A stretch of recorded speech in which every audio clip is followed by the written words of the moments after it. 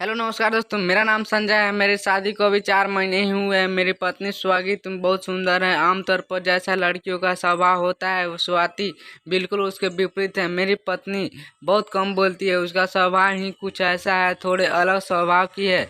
अभी शादी को सिर्फ 4 महीने ही हुए हैं। मैं कोशिश कर रहा हूँ उसे समझाने की। मैं कई बार चाहा कि उससे बातें करूँ, लेकिन फिर मैं उसे देखकर चुप हो जाता। फिर मैंने सोचा कि वो जैसी है वैसे ही रहने देता है, बदलने की कोशिश नहीं करता हूँ बस। फिर धीरे धीरे उसकी यह बात मुझे अच्छी लगने लगी।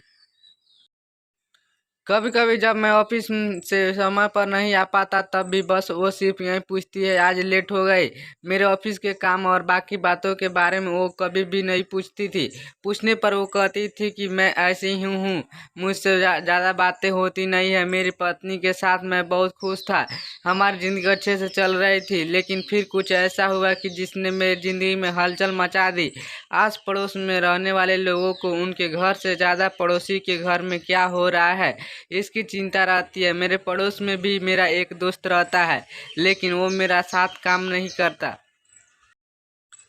इस कारण वो पड़ोस के लोगों से ज़्यादा दोस्ती या मेल मिलाप नहीं बन पाती। मेरे दोस्त की भी शादी हो चुकी है, वो भी वहाँ अपनी पत्नी के साथ रहता है। एक दिन सुबह जब मैं ऑफिस में जा रहा था तब उसने मुझे रोककर कहा, और संजय क्या हाल है। थोड़ी बहुत बात करने के बाद वो बोला कि आजकल तेरे घर बहुत सामान आ रहा है, रोज़ एक डिलीवरी बॉय आता है। उस समय मैंने उसकी बात पर ज़्यादा ध्यान नहीं दिया। मैंने कहा कि कुछ मंगवाया होगा। स्वाति ने बाहर जाना उसे पसंद नहीं था, तो शायद वो घर पर ही घर की चीज़ें मंगवाती होगी। मैं ऑफिस चला गया और उस बात को जैसे मैं भूल ही नहीं गया। घर वापस आकर मैं स्वाति से इसके बारे में बात करना भी भूला गया। सच कहूँ तो उस समय मुझे लगा कि इसके बारे में क्या पूछना है, लेकिन जैसा कि मैंने कहा, आपके घर में क्या हो रहा है यह आपसे ज़्यादा पड़ोसियों को पता होता है। मेरा वो दोस्त मुझे 3 दिन बाद फिर रोक कर यही बात करता है। इस बार उसका तरीका पहले से कुछ ज़्यादा अलग था। उसने मुझसे कहा, संजय वो डिलीवरी बॉय पहचान का है क्या, रोज़ दोपहर आता है। इस बार मुझे थोड़ा सा एहसास हुआ कि आखिर वो कहना क्या चाह रहा है। जब मैं ऑफिस में काम कर रहा था तो भी उसी बारे में सोच रहा था। आमतौर पर मैं अपनी पत्नी को ऑफिस से तभी कॉल रहा था आमतौर पर मैं अपनी पत्नी को ऑफिस से तभी कॉल करता हूं जब लेट होने वाला होता हूं। लेकिन उस दिन मैंने उसे फ़ोन किया, वो भी दोपहर के समय में। मेरे 2 बार फ़ोन करने के बाद भी मेरी पत्नी ने फ़ोन नहीं उठाया। मैं अपने काम में लग गया, लेकिन मेरे मन में अब कई विचार उठने लगे। मैं अपना काम करने लगा। करीब 2 घंटे बाद मेरी पत्नी का फ़ोन आया। बोली कि फ़ोन कहीं रखा था, पता ही नहीं चला कि आपका फ़ोन आया है। उसने पूछा कि क्यों फ़ोन किया था। मैंने कहा कुछ नहीं, आकर ही बात करता हूँ। शाम को मैं घर गया।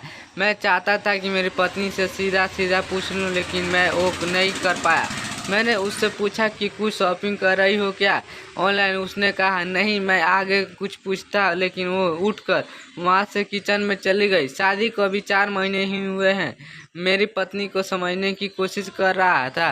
बाकी यह एक अलग ही बात मेरे जहन में अपना घर बनाने लगी। अब मुझे मेरी पत्नी के स्वभाव पर भी शक होने लगा। मुझे लगने लगा कि कहीं उसका काम कम बोलना इसलिए तो नहीं कि वो मुझे पसंद नहीं करती। शादी अरेंज मैरिज थी, कहीं ऐसा तो नहीं कि वो मुझसे शादी ही नहीं करना चाहती थी। जो बातें उसकी मुझे अच्छी लगती उन्हीं बातों के लिए अब मेरे मन में सवाल उठने लगे। यह सवाल मेरे ही मन नहीं बल्कि आस पड़ोस के लोग के मन में भी होंगे। मेरा अब ऑफिस के काम में मन नहीं लग रहा था। मैंने सोचा नहीं था कि मुझे ऐसा कुछ करना पड़ेगा। मैंने फैसला किया कि मैं ऑफिस से जल्दी घर जाऊंगा। उस दिन में मेरी पत्नी को बिना बताए ऑफिस से दोपहर को निकल गया।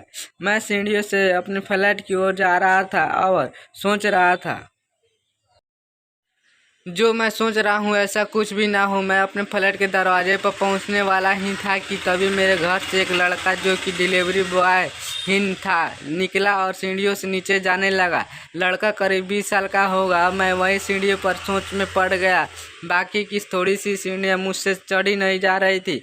और मैंने सोचा था कि आज यहाँ मैं नहीं, आज पूरी बात होगी। मैं अपने फ्लैट के दरवाजे पर पहुंचा और बेल बजाई। दरवाज़ा खुला, लेकिन दरवाजे मेरी पत्नी ने नहीं बल्कि किसी और ने खोला, वो भी करीब एक 43 साल की महिला ने। अंदर से मेरी पत्नी ने मुझे देखा और कहा कि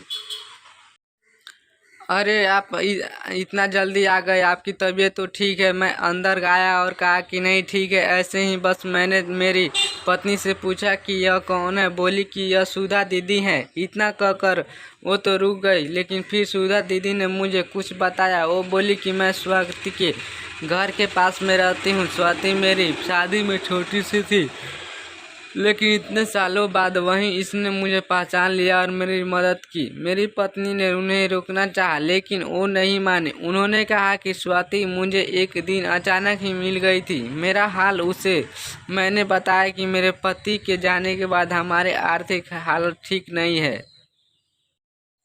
मेरा बेटा पढ़ाई में अच्छा था, लेकिन डिलीवरी बॉय का काम करने पर मजबूर हो गया है।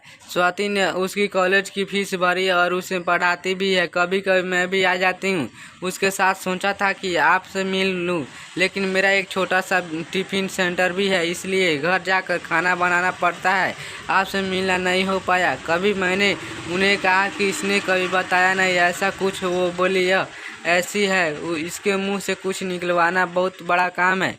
ज़्यादा बोल तो नहीं, लेकिन इसका दिल में बहुत कुछ रहता है मुझे जैसे। आपने इस स्वभाव के कारण आप घमंडी और या गर्म आने लगती सकते हैं, लेकिन इसको भी अच्छे की जानता है जो ही बता सकता है इसका दिल कितना साफ है। उनकी यह बात मुझे सीधे लगी। मैंने भी आखिर कुछ और ही सोचा था। उसके जाने के बाद मैंने स्वाति से बात की और कहा कि तुमने कभी बताया नहीं। वो बोली क्या बताते, जीवन है, यह सब तो होता ही रहता है। हम क्या किसी की मदद करेंगे, सब करने वाला वो मेरी पत्नी को समझ गया था। लेकिन अब मैं कोशिश करता हूँ उससे ज़्यादा बात करने की। दिन भर क्या यह ज़रूर उससे पूछता हूँ। तो हेलो नमस्कार दोस्तों, मैं विकास मौर्य और आपका स्वागत है हमारे स्टोरी वाले चैनल पे। गाइस मैं आप सबको बोलना चाहूँगा, हमारे स्टोरी आपको अच्छी लगती है तो प्लीज़ चैनल को दबाकर सब्सक्राइब कीजिएगा, ताकि आने वाली वीडियो का नोटिफिकेशन सबसे पहले आप तक मिलती रहे। मिलते हैं एक और नए वीडियो के साथ में, तब तक के लिए जय हिंद, जय भारत।